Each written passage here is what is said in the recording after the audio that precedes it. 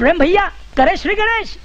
Yes सभापति महोदय, वो भी क्या दिन थे जब संसद में देश का बजट पेश होता था तो देश की सड़कें ठहर जाया करती थीं।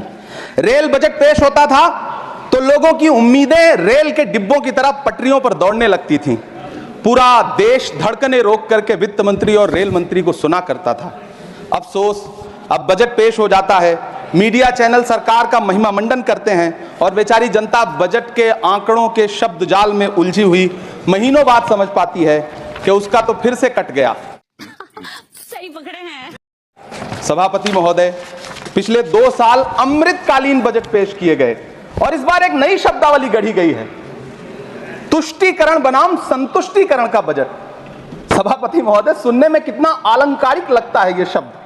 सोच रहा हूं देश की वित्त मंत्री और प्रधानमंत्री जी से पूछूं कि आखिर किसकी संतुष्टि। जिस बजट में मनरेगा के लिए 1 रुपए की बढ़ोतरी ना हो, वही पुराना 86,000 करोड़, जबकि पहले ही 9,754 करोड़ का घाटा हो। जिस मनरेगा से करोड़ों मजदूरों के घर में चूल्हा जलता हो, उस मनरेगा में काम करने वाले गरीब मजदूरों के लिए अगर आपके खजाने से 1 रुपया भी इजाफी नहीं निकल सका तो भला कौन संतुष्ट हुआ साहब? इस देश का गरीब मजदूर या आपके उद्योगपति दोस्त? ये बिक गई है गवर्नमेंट, अब गवर्नमेंट में कुछ नहीं है। वो जो महाराष्ट्र में लोकसभा और विधानसभा के बीच में 40 लाख मतदाता बढ़ाए गए थे, अरे उन्हीं के लिए मनरेगा का थोड़ा सा बजट बढ़ा देते। क्या उसमें मनरेगा का एक भी मजदूर नहीं था 40 लाख लोगों में? सारे के सारे 12 लाख की छूट वाले से आगे के लोग थे।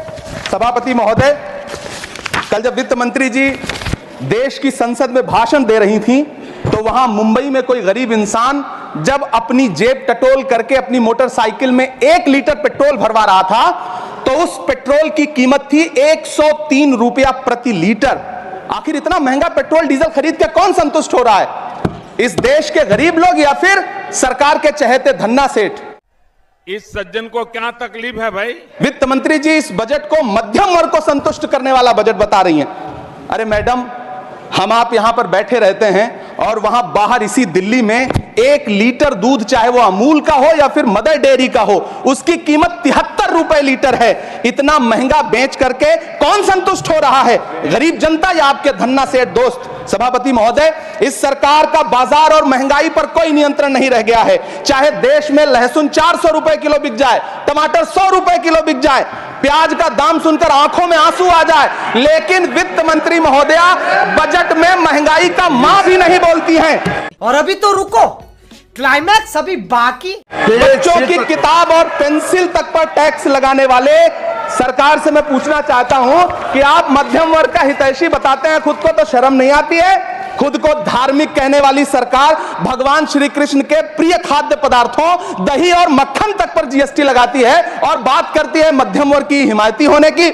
जिंदा रहते हुए जनता से हर चीज पर टैक्स वसूलने वाली यह सरकार कम से कम मरने पर तो लोगों को बख्श देती, लेकिन नहीं, वहां भी लूटना है। अंतिम संस्कार के सामान, अगरबत्ती, धूप बत्ती, केवड़ा जल, चंदन पाउडर, जौ, बताशा, काला तिल, पंचरत्न, कपूर और कफन तक पर टैक्स लेने वाली यह सरकार किस मुंह से खुद को मध्यम वर्ग का हितैषी बताती है? कौन सी संतुष्टि? किसकी संतुष्टि? कदम कदम पर टैक्स देकर लूटने वाली जनता की या फिर जनता से टैक्स वसूल करके धन्ना सेठों का खजाना भरने वाली सरकार की? खराब हो जाएगा, मैं अम्मा बहन पे आ जाऊंगा, मैं इनकी अम्मा बहन पे आ जाऊंगा मैं। सभापति महोदय, 18 अगस्त 2015 आरा का बिहार का ऐतिहासिक मैदान, सजा हुआ मंच, हजारों की भीड़ और सामने खड़े हुए देश के प्रधानमंत्री का भाषण। बिहार के भाइयों बहनों, आज मैं बिहार के लिए पैकेज की घोषणा कर रहा हूं। 50,000 करोड़ कर दूं कि ज्यादा कर दूं? अखिलेश भाई, 60,000 करोड़ कर दूं कि ज्यादा कर दूं? 70,000 करोड़ कर दूं कि ज्यादा कर दूं? 80,000 करोड़ कर दूं कि ज्यादा कर दूं? चलो, मैं बिहार को 1.25 लाख करोड़ का पैकेज दे रहा हूं। 10 साल हो गए सभापति महोदय, वही ढाक के 3 पात। बिहार आज भी विकास की बाट जो रहा है। भाषण आज भी प्रधानमंत्री जी के यूट्यूब चैनल पर सुना जा सकता है। जो झूठ बोल के करता है मुतमईन सबको, वो झूठ बोल के खुद मुतमईन नहीं होता। सभापति महोदय, ये तो राहुल जी का असर है। कौन सा शब्द सर? कौन सा शब्द? झूठ। ठीक है सर, मिथ्या बोल करके, जो मिथ्या बोल के करता है मुतमईन सबको, वो मिथ्या बोल के खुद मुतमईन नहीं होता। ये राहुल जी का असर है जो मखाना बोर्ड की घोषणा हुई। ठीक है, समझ गया। अखिलेश जी, आपको याद होगा भारत जोड़ो न्याय यात्रा में 30 जनवरी 2024 को बिहार के रंगभूमि मैदान में राहुल गांधी जी का पूर्णिया में भाषण था और उसमें मखाना को लेकर उन्होंने आवाज उठाई थी। यह उनका असर है कि आपको मखाना बोर्ड बनाना पड़ा, वरना तो आप मैखाना बोर्ड बनाने वाले लोग हैं। सभापति महोदय, बिहार को झूठे पैकेज और चुनावी दिलासे देना बंद करिए। आज भी जब कोसी में बाढ़ आती है तो पूरा सीमांचल बर्बाद हो जाता है। मैंने उस तबाही को अपनी आंखों से देखा है। 2016-17 की बाढ़ में अपने इन्हीं हाथों से राहत सामग्री बांटी है मैंने। अगर सच में बिहार के लिए कुछ करना चाहते हैं तो बिहार को बाढ़ से बचाने का प्रबंध करिए। पूर्णिया एयरपोर्ट 10 साल से बाट जो रहा है, घोषणा 2014 में हुई, बन के आज तक तैयार नहीं हुआ। अलीगढ़ मुस्लिम विश्वविद्यालय का किशनगंज सेंटर बजट के अभाव में दम तोड़ता जा रहा है। मैंने पिछले बजट सत्र में भी आवाज उठाई थी। आज फिर वित्त मंत्री जी से अनुरोध करना चाहता हूं दामन फैला करके कि अलीगढ़ मुस्लिम विश्वविद्यालय का किशनगंज सेंटर बन जाने दीजिए। अरे बस कर, रुलाएगा क्या? आखिर कौन सी नफरत है? यह मुल्क हमारा भी है। इस मुल्क की मिट्टी में हमारा भी खून पसीना शामिल है।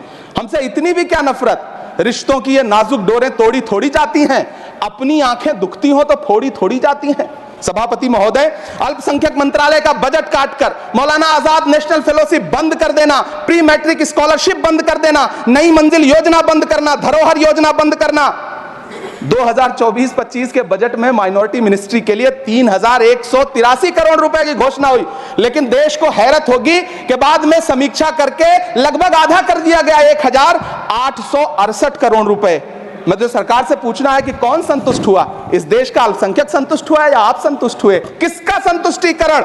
सभापति महोदय, मैं प्रधानमंत्री जी से कहना चाहता हूं कि आप ही ने 1 मार्च 2018 को किंग अब्दुल्ला को, जॉर्डन के किंग अब्दुल्ला को मेहमान बना करके इसी दिल्ली में एक कॉन्फ्रेंस में कहा था कि मैं मुसलमानों के एक हाथ में कंप्यूटर और दूसरे हाथ में कुरान देना चाहता हूं। कंप्यूटर देने की बात तो छोड़िए, पढ़ाई के लिए जो स्कॉलरशिप मिल रही थी उसको भी छीन लिया आपने। जनता माफ नहीं करेगी। हम समझते हैं इस साजिश को। आप माइनॉरिटी मिनिस्ट्री का बजट काटते काटते एक दिन मिनिस्ट्री को ही बंद कर देना चाहते हैं। वो जहर देता तो सबकी नजर में आ जाता, सो ये किया कि हमें वक्त पर दवाएं न दी। सभापति महोदय, मैं तो वित्त मंत्री जी से पूछना चाहता हूं आपके माध्यम से कि शायद आपको पता ही नहीं है कि गृहस्थी चलाने वाली एक गृहिणी की मुश्किलें क्या क्या होती हैं। आपने कभी सोचा भी नहीं होगा कि जब वो किचन में सब्जी बनाने के लिए कड़ाई में तेल डालती है तो उसके साथ उसके आंसू भी गिरते हैं। सभापति महोदय, शायद उन्हें पता भी ना हो कि एक छोटी सी गाड़ी और एक छोटे से फ्लैट का ईएमआई भरने के बाद इस देश का एक गरीब इंसान जब अपने बच्चों की फीस भरने के बारे में सोचता है तो उसे कितनी खुशियों का गला घोंटना पड़ता है। शायद उनको पता भी नहीं है कि फसल बेच करके बिटिया की शादी का सपना सजाने वाला किसान जब अपनी फसल बर्बाद देखता है तो कितनी रातें सो भी नहीं पाता है। सभापति महोदय, शायद वो कभी इस पीड़ा को समझ ही नहीं पाएंगी कि परिवार के किसी एक सदस्य को कैंसर जैसी बीमारी हो जाए तो घर और जमीनें गिरवी रख उठती हैं लेकिन इलाज नहीं हो पाता। अरे बाप रे, ये तो धोती खोल। सभापति महोदय, इसी देश की संसद में कभी स्वर्गीय सुषमा स्वराज जी ने कहा था कि जब देश की करेंसी गिरती है तब देश की प्रतिष्ठा गिरती है। एक तरफ कोलंबिया जैसा छोटा सा देश और उसके प्रधानमंत्री गुस्तावो पेत्रो खड़े हैं जो कोलंबिया के नागरिकों को हथकड़ी लगाकर लाने वाले जहाज को अमेरिका बैरंग वापस लौटा दे रहे हैं, और दूसरी तरफ हमारे प्रधानमंत्री जी खड़े हैं जो बेड़ी और हथकड़ी लगा करके लाए गए बेटों के अपमान पर एक शब्द नहीं बोल रहे। मुझे क्रेडिट नहीं चाहिए। सभापति महोदय, मैं इतिहास के पन्ने पलट रहा हूं, मुझे 2 किरदार याद आ रहे हैं। एक तरफ निक्सन के 7वें बेड़े की धमकियों के सामने लोहे की तरह अडिग इंदिरा गांधी खड़ी हैं, तो दूसरी तरफ खुद ही नमस्ते ट्रंप का नारा लगाते हुए प्रधानमंत्री जी खड़े हैं। मेरे कानों में सुषमा स्वराज जी की आवाज गूंज रही है। बहुत कम बोलने वाले डॉक्टर मनमोहन सिंह ने बहुत ज्यादा बोलने वाले प्रधानमंत्री जी को जब देश की बागडोर सौंपी थी तो $1.58 का था, आज 85 से 87 के बीच में झूल रहा है। इन दिनों रुपए की अहमियत गिरती है तो न तो देश की प्रतिष्ठा गिरती है ना प्रधानमंत्री की गरिमा।